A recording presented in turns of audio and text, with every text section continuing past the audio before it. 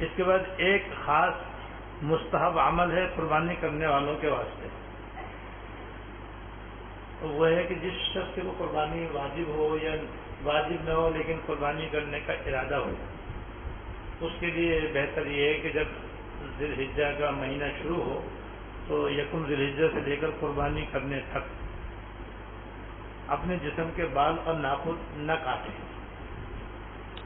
ایسے رہنے دے، اور جب قربانی کر لے پھر وہ اپنے بال اور ناخن کاٹے۔ مستحب کا مطلب یہ ہوتا ہے کہ کرو تو بہتر اور باعث ثواب، نہ کرو تو کوئی گناہ نہیں، لہذا اگر کوئی بال وغیرہ ناخن وغیرہ درمیان میں کاٹ لے تو کوئی گناہ نہیں ہے، لیکن مستحب یہ ہے کہ چاند نظر آنے سے لے کر کے قربانی کرنے تک صاحب قربانی کو چاہیے کہ اپنے بال ناخن نہ کاٹے اور قربانی کرنے کے بعد ہی کاٹے۔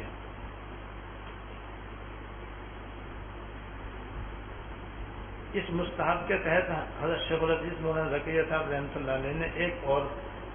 حکمت کی بات تعریف فرمائی ہے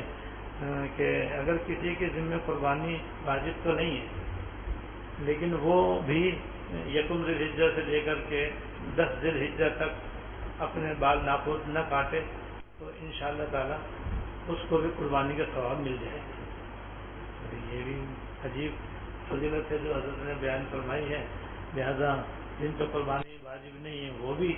اس فضیلت کو حاصل کر سکتے ہیں۔ اس کے بعد 9 ذی الحجہ میں فجر کی نماز سے لے کر کے 13 ذی الحجہ کے اثر تک ایک واجب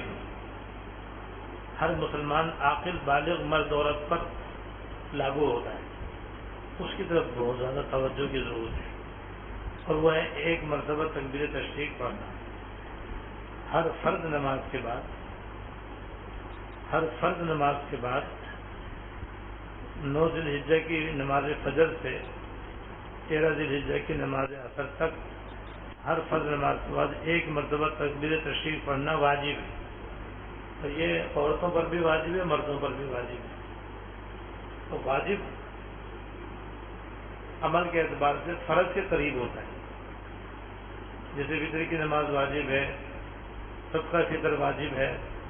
قربانی واجب ہے، عید بقرعید کی نماز واجب ہے، تکبیر تشریق بھی واجب ہے، اور یہ کل نمازیں تقریباً 23 بنتی ہیں، تو 23 مرتبہ تکبیر تشریق پڑھنا واجب ہے، اور ہر فرض نماز کے بعد ایک مرتبہ بس تکبیر پڑھنا واجب ہے، ایک سے زیادہ پڑھنا خلاف سنت ہے، اس کا بھی دھیان رکھنا چاہیے۔ جوش میں 3 دفعہ نہیں پڑھنا چاہیے، جیسے بعض علاقوں میں ہے کہ 3 مرتبہ پڑھتے ہیں، یہ صحیح نہیں ہے۔ تو یہ 23 واجب ہو گئے تھے، تو اس میں مرد حضرات جو جماعت سے نماز پڑھتے ہیں ان کے تو اکثر یہ واجب ادا ہو جاتا ہے، کیونکہ مسجدوں میں تو الحمدللہ تکبیر تشریق کا اہتمام ہوتا ہے، لیکن اکثر خواتین کا یہ واجب رہ جاتا ہے، اور 23 واجب کسی کے رہ جائیں تو کتنا بڑا گناہ بھی ہے اور کتنا بڑا نقصان بھی ہے کہ 23 واجب اس نے چھوڑ دی۔ جیسے کسی مرد نے تنہائی میں نماز پڑھی، اکیلے نماز پڑھی، جماعت نے نہیں پڑھی، تو انہوں کو بھی مسئلہ بھی نہیں معلوم ہوتا ہم لوگوں کو، اور یاد بھی نہیں رہتا، تو ان کے بھی 1 2 3 4 جتنی مرتبہ ان کی جماعت نکلے گی اتنے ہی واجب ان کے عموماً چھوٹ جائیں گے۔ اس لیے ایک تو بھائی اس کو ہم سب یاد رکھیں کہ یہ تکبیر تشریق پڑھنا واجب ہے، جب واجب ہے تو بس ہم خود بھی یاد رکھیں اور اپنے گھر کی خواتین کو بھی جا کر کے بتا دیں یہ مسئلہ، تاکہ وہ بھی یاد رکھیں۔ اور گھر والوں کے یاد رکھنے کا ایک طریقہ بھی ہمارے ایک ساتھی نے بہت اچھا بتلایا ہے کہ انہوں نے تکبیر تشریق چھپوا دی ہے چھوٹے سائز میں، تکبیر تشریق چھوٹے سائز میں چھپوا دی ہے۔ تکبیر تشریق کہتے ہیں اس کو اللہ اکبر لا الہ الا اللہ واللہ اکبر وللہ الحمد، اسے کہتے ہیں تکبیر تشریق، یاد ہے نا سب کو انشاءاللہ؟ اللہ اکبر لا الہ الا اللہ واللہ اکبر وللہ الحمد، یہ تکبیر تشریق انہوں نے چھپوا دی ہے، اور ان کا کہنا یہ ہے کہ یہ خواتین تک پہنچا دی جائے اور وہ پلاسٹک کوٹنگ کر کے اس کو اپنے گھر میں جہاں وہ نماز پڑھتی ہیں وہاں پر دیوار پہ لگا لیں، فریم کروا کے لگا لیں یا پلاسٹک کوٹنگ کر کے لگوا لیں، تو اس طرح جب وہ وہاں نماز پڑھیں گی تو سلام پھیرتے سامنے دیوار پر تکبیر تشریق نظر آ جائے گی، تو انشاءاللہ ان کی تکبیر تشریق بھی آسانی سے ادا ہو جائے گی اور وہ اس طرح کے واجب کے گناہ سے بآسانی انشاءاللہ بچ سکیں گی۔ تو بیان کے ختم پر انشاءاللہ یہ اس کی کاپیاں آپ میں تقسیم کی جائیں گی، وہ لے لیجیے گا اور گھر جا کر اپنے خواتین کو مسئلہ ہی بتا دینا اور ساتھ ساتھ اس کی اہمیت بتا کر کے اس کو حفاظت سے رکھ لینا۔ اس کے ساتھ ساتھ ایک بات اور بھی میں عرض کر دوں، وہ بھی مستحب ہے اور ہمارے یہاں اس کی بہت کمی ہے کہ ہمارے گھروں میں بھی ایک مسجد ہونی چاہیے، ہمارے گھروں میں بھی ایک مسجد ہونی چاہیے۔ اس کو کہتے ہیں مسجد البیت، اسے کہتے ہیں مسجد البیت،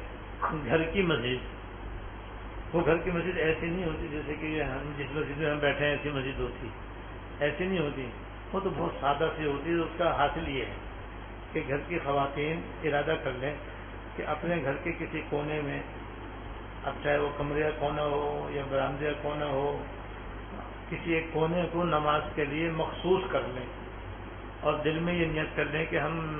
اکثر نمازیں ہی پڑھا کریں گے۔ تو بس یہ نیت کرنے سے وہ کونا مسجد البیت بن جائے گا۔ اس کے احکام شرعی مسجد کے برابر نہیں ہوں گے، لیکن چند فوائد اس کے اندر ہیں۔ ایک تو یہ کہ وہاں جا کر کے جب خواتین نماز پڑھیں گے تو ان کو مسجد کے جیسا ثواب ملے گا۔ اب وہ مسجدوں میں تو جماعت سے پڑھنے کے لیے آ نہیں سکتی کیونکہ ممنوع ہے، لیکن اپنے گھر میں اگر اس طریقے سے ایک کونا نماز کے لیے مقرر کر لیں تو ان کو مسجد کا ثواب وہاں بھی انشاءاللہ تعالیٰ ملے گا۔ ایک یہ، دوسرا یہ کہ وہاں پر نفلی اعتکاف ہو سکتا ہے، یعنی جب بھی وہ نماز پڑھنے کے لیے وہاں جائیں یا بغیر نماز کے ویسے ہی نفلی اعتکاف کرنے کی نیت سے وہاں جا کر کے بیٹھیں اور وہاں ذکر کریں، تسبیح پڑھیں، تلاوت کریں نہ کریں، آرام کریں، تب بھی ان کو اعتکاف کی نیت کرنے کی وجہ سے نفلی اعتکاف کا وہاں ثواب مل سکتا ہے۔ کتنا بڑا فائدہ ہے۔ اسی طرح رمضان شریف کے آخری عشرے کا جو مسنون اعتکاف ہے وہ بھی وہاں ہو سکتا ہے اور کہیں نہیں ہو سکتا، یعنی گھر میں اور کہیں نہیں ہو سکتا، وہیں ہو سکتا ہے۔ یعنی گھر میں پہلے مسجد بنانی ہوگی، یعنی نیت کرنی ہوگی، نیت کرنے کے بعد اس میں مسنون اعتکاف ہو سکتا ہے، اور اگر مسجد البیت گھر میں نہیں ہوگی تو پھر مسنون اعتکاف ہونا گھر میں ہو ہی نہیں سکتا۔ تو مسنون اعتکاف جس کی بڑی فضیلت ہے، اور مرد حضرات وہ عام طور پر مسجد میں یہ اعتکاف کرتے ہیں، تو خواتین اپنے گھر کے اندر اس مسجد کے اندر مسنون اعتکاف بھی کر سکتی ہیں۔ لہذا مسجد البیت بنانی چاہیے، اور مسجد البیت کے اندر خواتین یہاں پر آرام سے ذکر بھی کر سکتی ہیں، تلاوت بھی کر سکتی ہیں، نمازیں بھی پڑھ سکتی ہیں۔ وہیں پر یہ تکبیر تشریق کا پوسٹر لگا ہو تو انشاءاللہ تعالیٰ ان کو تکبیر